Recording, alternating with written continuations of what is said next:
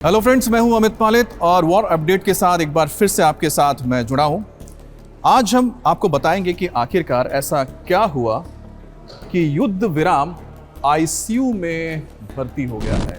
जी हां, आईसीयू में है युद्ध विराम। देखिए, ये मैं नहीं कह रहा हूं, ये कौन बता रहे हैं? ये बता रहे हैं डोनाल्ड ट्रंप। ये डोनाल्ड ट्रंप का कहना है, क्योंकि उनके पिछले कुछ घंटों के अंदर ऐसे बयान आए हैं जो ये बताता है कि युद्ध विराम के लिए स्थिति अब बहुत ही नाजुक है। क्यों? ट्रंप ने क्या कहा? युद्ध विराम अभी भी लागू है, लेकिन ये बेहद नाजुक है। नाजुक क्यों है, ये भी हम आपको बताएंगे। मैं कहूंगा कि युद्ध विराम बहुत मुश्किल से चल रहा है, ये ट्रंप कह रहे हैं।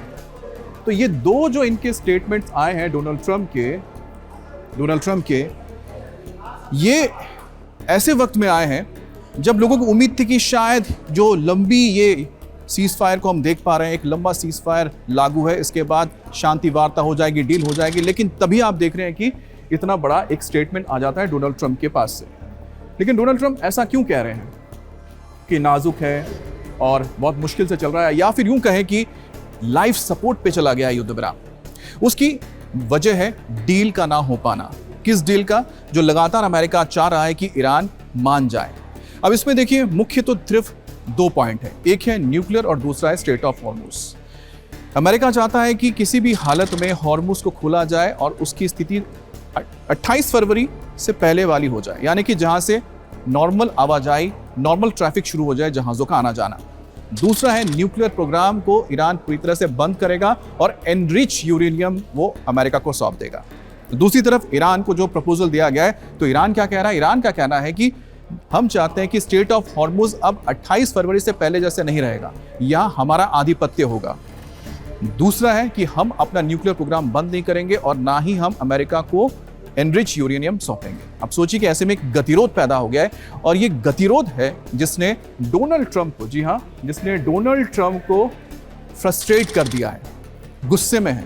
और उनके जो बयान है वो तो इसी तरफ ही इशारा करते हैं कि बेहद नाजुक है युद्ध विराम, और साथ ही साथ जैसा उन्होंने कहा कि मुश्किल से चल रहा है, यानी कि अमेरिका जब चाहे इस युद्ध विराम को तोड़ सकता है।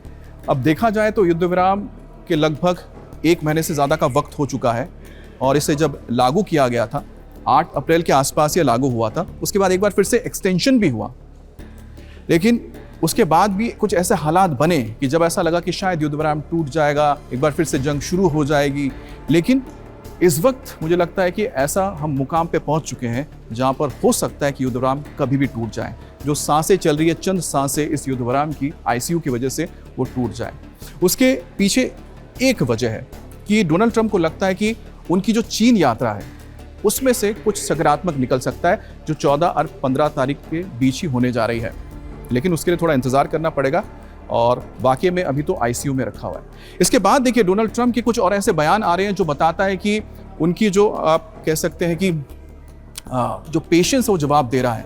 अब वो पेशेंस नहीं रहा कि और कितना लंबा इसको खींचेंगे। अमेरिका की जो कोशिश हो रही है बातचीत हो जाए, वो नहीं हो पा रही है। उनके कुछ और बयान देखिए। उनका एक और बयान आ रहा है ये, जिसमें वो कहते हैं ईरान से निपटने के लिए मामले में 2 तरह के लोग इस वक्त काम कर रहे हैं। कौन काम कर रहा है? एक है उदारवादी, एक है ये उदारवादी लोग, और दूसरा है जिनको वो पागल कह रहे हैं। अब उदारवादी कौन है या पागल कौन है? उनका कहना है कि उदारवादी जो हैं वो समझौता करने के लिए बेताब हैं, और जो पागल हैं वो लड़ना चाहते हैं। देखिए, अब उदारवादी कौन है?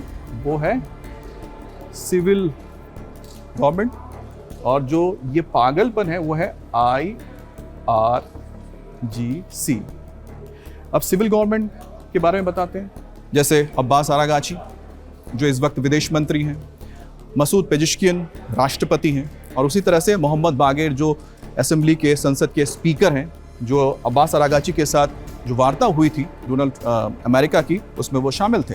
तो इनका मानना है कि ये जो उदारवादी नेता हैं, सिविल गवर्नमेंट वाले जो हैं, जिनको इलेक्शन में चुन के भेजा गया है संसद में, वो चाहते हैं कि किसी भी तरह से ये डील हो जाए, समझौता हो जाए, और ये ईरान के लोगों के लिए अच्छा है। लेकिन दूसरी तरफ है IRGC, यानी कि ईरानियन रेवोल्यूशनरी गार्ड कोर, जो हार्डकोर इस्लामिक कट्टरपंथी हैं, और जो मुस्तफा खमेनी को अपना लीडर मानते हैं और उनके तहत ही वो चलते हैं, खमेनी के ही इशारों पर काम करते हैं। और इस वक्त ब्रिगेडियर जनरल अहमद वाहिद, ये व्यक्ति वाहिदी हैं, इस वक्त उनके कंट्रोल में है IRGC, और वो किसी भी हालत में नहीं चाहते हैं कि ईरान के सामने ये IRGC सरेंडर कर दें।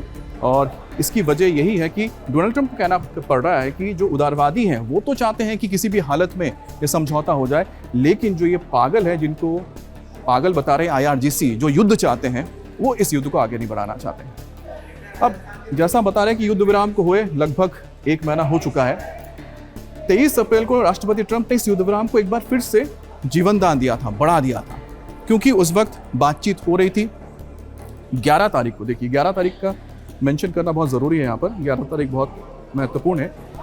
11 अप्रैल को JD वांस शांति वार्ता के लिए इस्लामाबाद गए थे और यहाँ पर उनकी जो बातचीत हुई थी, जिसमें ये फाइनल डील होने की कोशिश हुई थी और लगभग बताया जा रहा था कि डील हो गई है। अब्बास आरागाची के साथ, उसके बाद जो मोहम्मद बागेर हैं, स्पीकर थे, उनके बीच जो बातचीत हो रही थी, उसमें बातचीत लगभग हो गई थी। ईरान शायद इसके लिए भी तैयार हो गया था कि जो न्यूक्लियर प्रोग्राम है वो बंद कर देगा, या तो फिर लॉन्ग टर्म के लिए करीब 20 साल के लिए वो रोक देगा, और एनरिच यूरेनियम वो सौंपने के लिए तैयार है। करीब 400 बताया जाता है कि 400 किलोग्राम जो एनरिच यूरेनियम है, जिसका इस्तेमाल बॉम्ब बनाने के लिए किया जा सकता है। लेकिन 11 अप्रैल को जो ये बातचीत हुई थी वो पूरी नहीं हो पाई। JD वांस वापस आ गए एक बार फिर से। 23 अप्रैल को डोनाल्ड ट्रंप ने कहा कि नहीं ठीक है, हम चाहते हैं कि बातचीत हो और सीज फायर को हम लागू रखते हैं, तो 23 अप्रैल को उसको बढ़ा दिया गया। उसके बाद 27 अप्रैल का वक्त आया। 27 अप्रैल को जब आरागाची एक बार फिर से पहुंचे इस्लामाबाद में बातचीत के लिए, उसके बाद ये बातचीत फिर आगे बढ़ी नहीं। उसकी वजह भी हम आपको बताएंगे क्यों नहीं बढ़ी ये वजह, क्योंकि IRGC जो यहाँ पर हम कह रहे हैं ना, ये पागल जिनको कह रहे हैं डोनाल्ड ट्रंप और ये उदारवादी, ये जो दोनों गुट बन गए हैं ईरान के अंदर, सत्ता के अंदर, वो आपस में एक मत नहीं हो पा रहे हैं। जहाँ पर जो वहाँ की सिविल गवर्नमेंट है वो चाहती है, अब्बास आरागाची या फिर राष्ट्रपति चाहते हैं कि ये बातचीत हो जाए, डील हो जाए, लेकिन IRGC कहीं से भी तैयार नहीं है कि वो अमेरिका के सामने हथियार डाले। इसी वजह से ये गतिरोध बना हुआ है। लेकिन कहते हैं ना कि उम्मीद की किरण कहीं ना कहीं दिखाई देती है, और उम्मीद की किरण अब कहाँ दिखाई दे रही है वो भी आपको बताते हैं।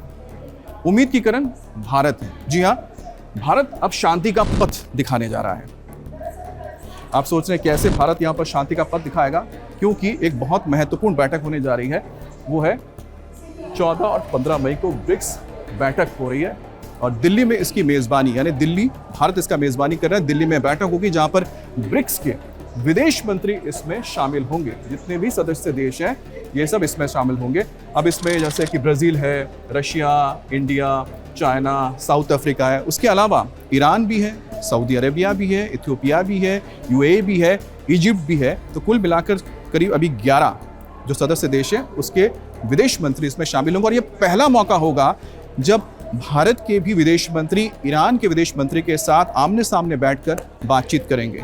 जिस तरह से भारत लगातार कोशिश कर रहा है कि एक शांति का रास्ता निकले और बातचीत के जरिए ये मसला हल हो जाए, ये एक बहुत महत्वपूर्ण समय होगा और पूरी दुनिया की नज़र दिल्ली पर होगी 14 और 15 तारीख को, जब ये ब्रिक्स की बैठक होगी। और यहाँ पर जो भी देश आ रहे हैं, आप सोचिए कि इस पूरे शांति वार्ता में जो महत्वपूर्ण देश होंगे, जिसमें एक रशिया है, इंडिया है और चाइना है।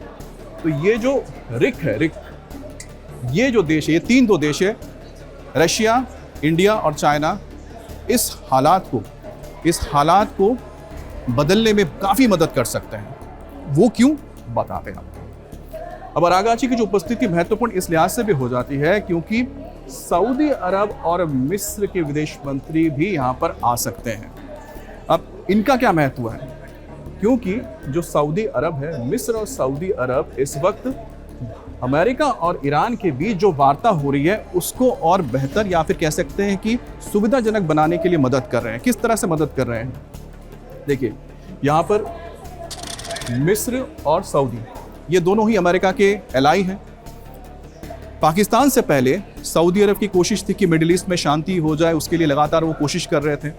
वैसे ओमान भी कर रहा था और सऊदी भी कर रहा था कि सऊदी थोड़ा बैक चैनल से कोशिश कर रहा है कि किसी तरह से ये युद्ध खत्म हो जाए और वार्ता के जरिए मसला हल हो जाए और वो अमेरिका के बीच में और साथ ही साथ ईरान के बीच में कहीं ना कहीं एक बैक डोर से, या आप कह सकते हैं पर्दे के पीछे रहकर मध्यस्थता करने की कोशिश कर रहा है, जो इजिप्ट भी कर रहा है। और पहली बार ऐसा मौका होगा कि जहां पर अरागाची के सामने सऊदी अरेबिया और मिस्र के जो विदेश मंत्री आमने सामने होंगे, तो हो सकता है कई जो मसले होते हैं, कई बिंदुओं पर जो बातचीत होती है, कई जो शंकाएं होती है, वो यहाँ दूर हो सकते हैं। इसलिए जो भारत का जो ये मंच मिल रहा है इस ब्रिक्स के जरिए ईरान को और साथ ही उन तमाम देशों को जो कि मध्यस्थता में लगे हुए हैं, उनके लिए एक बहुत अच्छा मौका होगा। हालांकि मिस्र और सऊदी अरेबिया भले पर्दे के पीछे हैं और सामने वहाँ पाकिस्तान को रखा गया। पाकिस्तान के जरिए कोशिश हो रही है कि जो भी मसौदा तैयार होता है वो ईरान तक पहुँचाया जाए।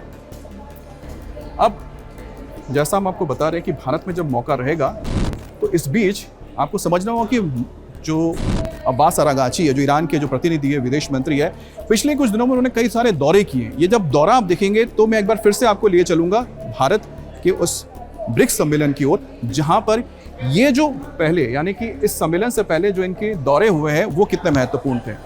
अब पाकिस्तान का उन्होंने दौरा किया, अब्बास अरागाची ने, और पाकिस्तान का दौरा किया था उन्होंने 27 तारीख से पहले, उन्होंने 27 अप्रैल से पहले यहाँ दौरा किया था। ओमान का दौरा किया, पाकिस्तान का दौरा किया, उसके बाद रूस का दौरा किया, फिर चीन का दौरा किया। अब रूस गए थे 27 तारीख को और 6 मई को गए थे चीन। तो सबसे पहले फोकस करते हैं हम रूस को लेकर। अब रूस जब गए अब्बास अरागाची, तो इनकी मुलाकात यहाँ पर हुई व्लादिमीर पुतिन से। और व्लादिमीर पुतिन से बताया जा रहा है कि ये जो बातचीत बहुत अहम थी, दोनों नेताओं के बीच जो बातचीत थी उसमें उन्होंने मुस्तफा खैमनी की जो संदेश थे वो पहुंचाए व्लादिमीर पुतिन तक, और साथ ही दोनों देशों के बीच जो सहयोग है उसको बढ़ाने पर बातचीत हुई।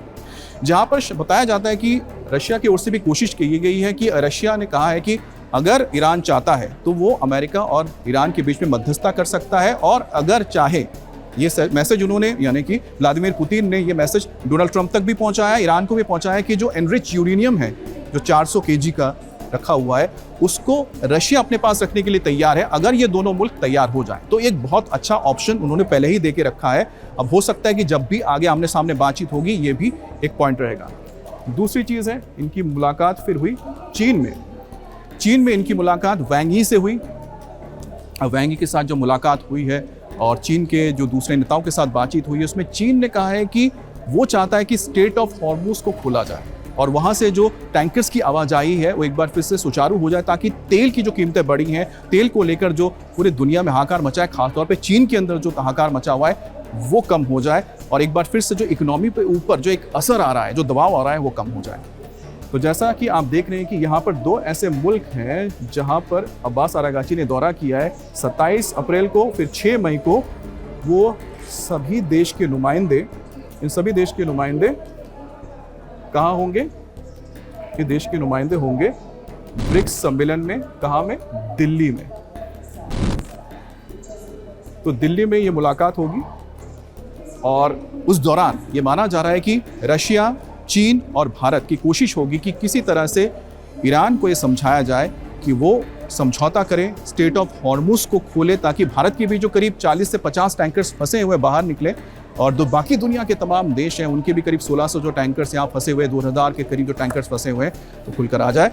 लेकिन भारत की जो ये ब्रिक्स सम्मेलन है, इसी वजह से सबकी नज़र बनी हुई है और सब ये उम्मीद कर रहे हैं कि यहाँ से कुछ ना कुछ अब्बास अरागाची और साथ ही साथ जो मध्यस्थता कर रहे हैं मिस्र और सऊदी अरबिया, अरागाची के साथ जब बातचीत करेंगे तो कुछ ना कुछ एक हल जरूर निकालेंगे। लेकिन इस बीच बता दें कि डोनाल्ड ट्रंप का जो दौरा होने जा रहा है चीन का, वो बहुत महत्वपूर्ण है। शी जिनपिंग के साथ मीटिंग होगी करीब 14, 15, 16 तारीख को बताया जा रहा है। 3 दिन के करीब वो वहाँ रुकेंगे और ऐसे माना जा रहा है कि वहीं से हो सकता है कि इस डील को लेकर, जिसका जिक्र हम आपसे कर रहे हैं, जो आईसीयू में युद्ध विराम पड़ा हुआ है, हो सकता है कि इस चीन के दौरे के बाद और भारत में हो रही ब्रिक्स सम्मेलन के बाद ये आईसीयू से युद्ध विराम निकल कर आ जाए, एक बार फिर से नॉर्मल वर्ल्ड में शिफ्ट हो जाए और फिर से उसको स्वस्थ करने की और हालात को बेहतर करने की कवायद शुरू होगी। लेकिन इस बीच जो यूरोपीय देश हैं वो भी कवायद कर रहे हैं और अमेरिका के साथ ब्रिटेन के विदेश मंत्री और साथ ही वहाँ के डिफेंस मिनिस्टर ने बातचीत की है, क्योंकि ब्रिटेन और फ्रांस मिलकर 40 देशों के साथ एक अहम बैठक करने जा रहे हैं। उनका मकसद क्या है कि किसी भी तरह से युद्ध ये ख़त्म हो जाए, स्ट्रेट ऑफ हॉर्मुज खुल जाए और तेल की आवाजाही और जो कारोबार एक बार फिर से शुरू हो जाए। तो ताज़ा अपडेट के साथ एक बार फिर से आपके सामने हाजिर होऊंगा। तब तक के लिए इजाज़त।